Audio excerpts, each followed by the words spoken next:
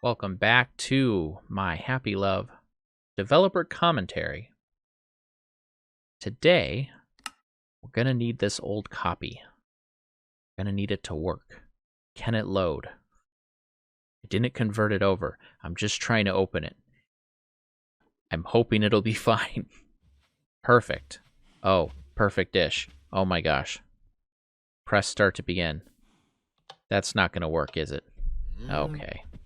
We gotta start out like all good maps. Open a LAN, allow cheats on, start LAN world. Game mode creative.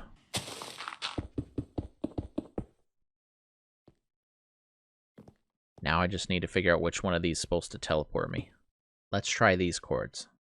Does it work? It worked! Oh my gosh, it's so slow. It's so slow. We're gonna go this way. Because I know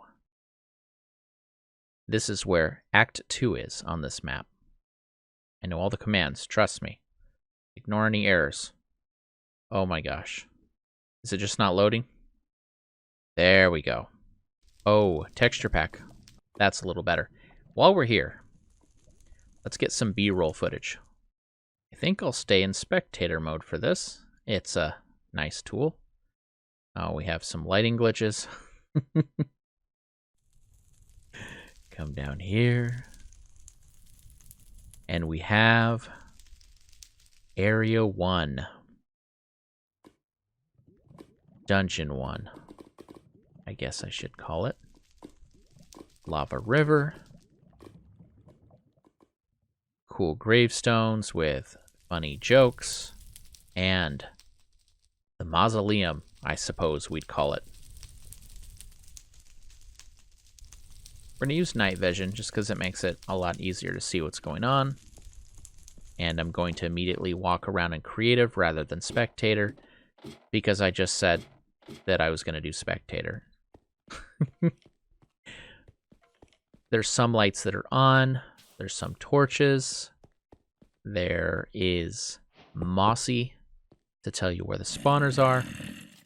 There are special custom spawners, which we'll need to recreate. The lights are meant as a free torch, in case you didn't take the time to get your equipment together, your wood, your sticks, your coal, etc. There's dig spots.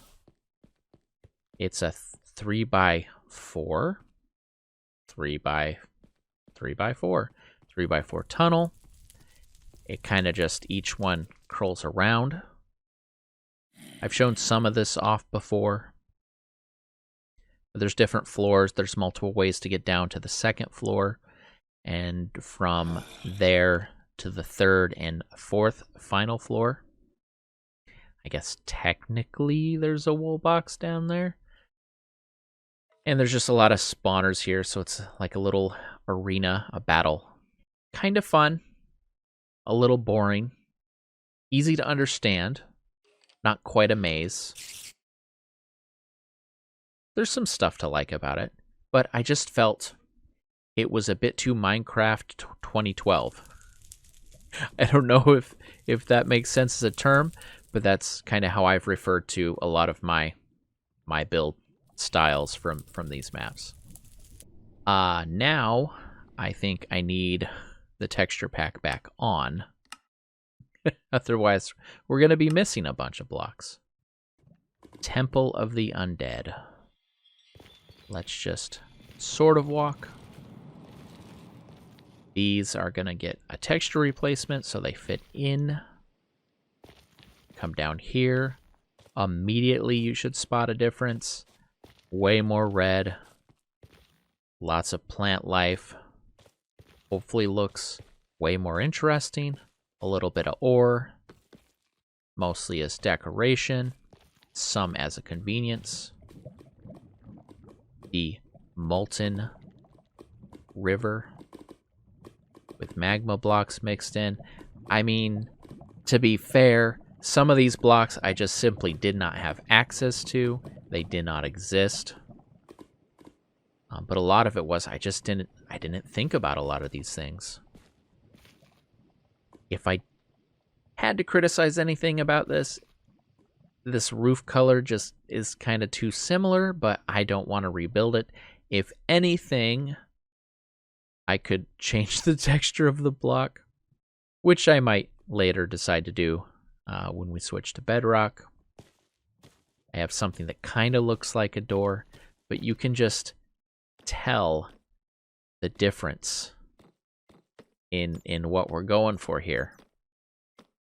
I wanted much larger hallways. I wanted it to feel pretty epic. I think we've walked around this in a little bit, but to see them side by side, the comparison, and now we're not in a creative world. We actually have this embedded in the map in the correct place. Still got a lot of details that I need to add, but for everything that could be a detail that I could add later, I'm saving it for later.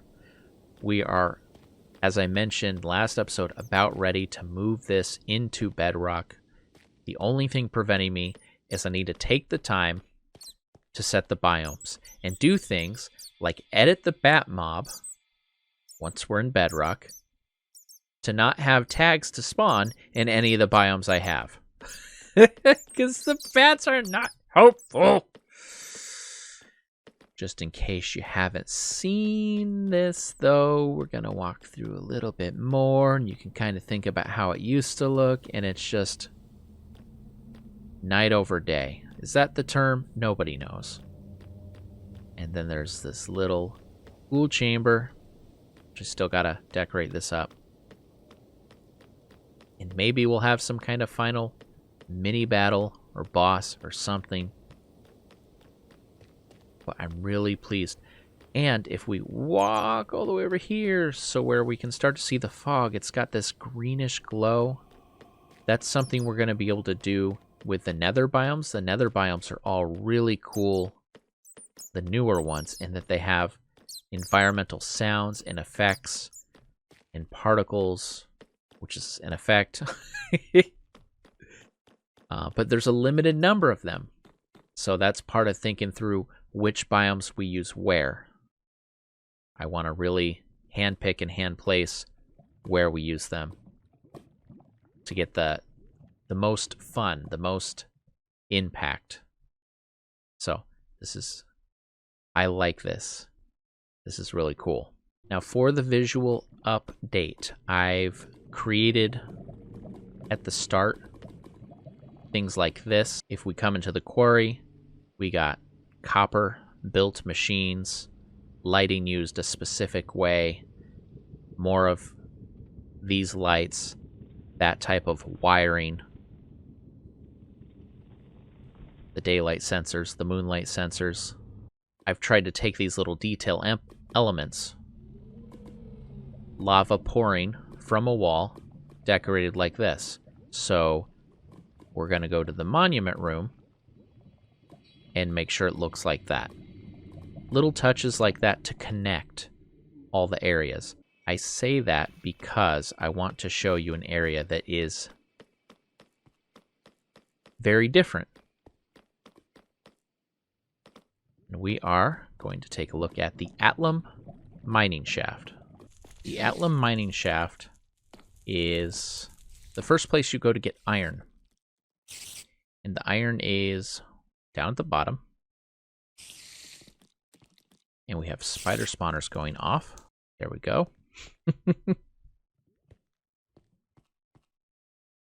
We have this main bridge. And it comes all the way across the span of this very long and tall room. There is a glass to break, which releases lava, which will fall down into this thing, down along the path. It kind of lights up the area. Apparently there's a thunderstorm going on in the game. And there's some iron. And it's interesting, I think. We have these cool little guys, which you've learned from a different area. I'm forgetting words. You can tell when I start talking slower that I'm going to forget words. At the beginning of the Act 2, you end up going to the mushroom area, and you are taught to shoot at buttons with arrows. And so this is kind of a game mechanic that you've been introduced to. And here it's reintroduced. Although the implementation here leaves a little bit to be desired, but it's still kind of fun. It's still kind of cool to shoot at that thing and have lava pour down and stop the spawner from spawning. Or if you don't, if it doesn't stop it, at least melt the creatures in the lava. And so there's some built-in mechanisms to make this place safe. This bridge has a ton of holes and a ton of spider spawners. And it's meant for the spiders are going to spawn when you're close enough to the spawner. And once they do spawn, there's a lot of walls that should be flat enough for them to climb up and out. And it's bedrock. And maybe you brought blocks with you, but if you didn't, here's some more blocks. And these are bedrock. And by the way, you can stop these up. But it's bedrock. So there's a danger in using bedrock, because once bedrock's placed, you can't do it. You can't undo it. In addition, if you completely seal this area off, you don't get this treasure, which admittedly is not that great. But it's going to be better. Because now, as I'm making my maps, I lay out the areas, and I lay out the different material types, and I plot out roughly when you should be getting what, and then I rebalance the loot because I'm redoing these maps a little more smartly. So if by now you have access to iron, and you have access to iron gear, I shouldn't be giving you leather boots. Unless the boots are going to be so powerful that they're better than iron. But it's got to be obvious so that the player will want it. As I was saying, back to the Atlum mining shaft, except this time, let's do it a little better. Look, I'm Alex. Isn't that wonderful? When you load and close and reopen and close and load, yeah, Minecraft gets really sad and it doesn't trust who I am. It doesn't think that I'm bRan, but you know and I know. And wow, look at this. Ain't it beautiful? I have white candles in random places, which doesn't make exactly a lot of sense. We have the currently ancient debris, but won't be, not really ancient debris, that I used in sandstone. Gonna go for the same gimmick. I'm not gonna give the player bedrock. I think that would be cruel. So this will have to be switched out with something else. But I've carried themes forward. The reason I showed you some of those themes. Heavy machinery made of copper. It's not just a basket that you can shoot lava, that you can shoot down lava. It's a thing that looks like it's being fed lava, and a thing that looks like you'd want it to receive lava.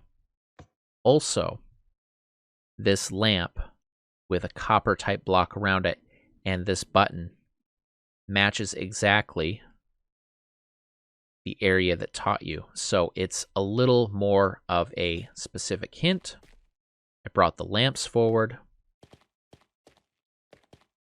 Did a similar design with the lanterns. It's all callbacks to the other area. We have nether quartz everywhere just because I thought I can put the smooth texture on with that, and it's gonna look cool. It's gonna look interesting. I hope. But you have the same sort of thing.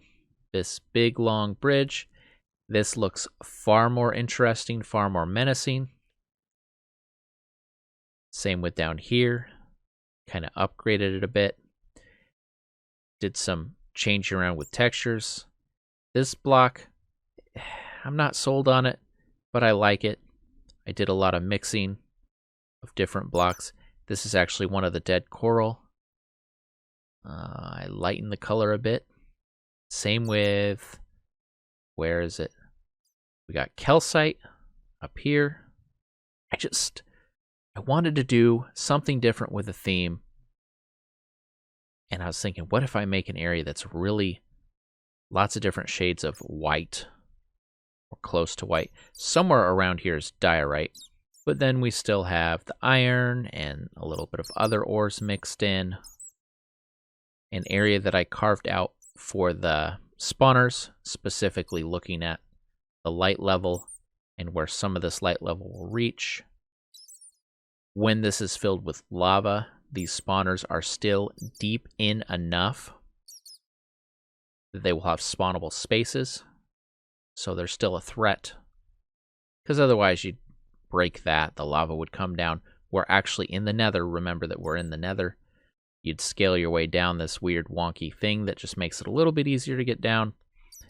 And by the time you got down here, there'd be pretty much no threats. Things could still spawn up on these shelves, I suppose. And it all depends on what creatures we decide to put in here. I do fight a lot with light levels. When I copy an area, rotate it, move it around, it tends not to update where there should be light, where there shouldn't be light. I'm hoping if I've missed any spots, it's fixed when I convert the map over to Bedrock, or it is possible that the Bedrock will mess up the light levels again. It's just a constant thing you fight with Minecraft light levels. I was going to show you this area without night vision, but I just checked and I don't actually have night vision on. And that's quite interesting. I think it's just whatever biome this is. This specific fog effect and the fact that all these blocks are lighter colors, it looks really bright. It's kind of cool. Next episode, we'll take a look at Dungeon 2, Twisted Distortion. There's a lot of interesting things there. Again, an area that I probably have shown you glimpses, but really we want to compare the old and the new and just see how they just feel different. Thank you so much for spending your time with me this episode and checking out what I'm working on. Back to work for me. I gotta get to work. I want to get this map together so we can get it out, released, and you can play it and share your experiences with me. So until next time, see you next time.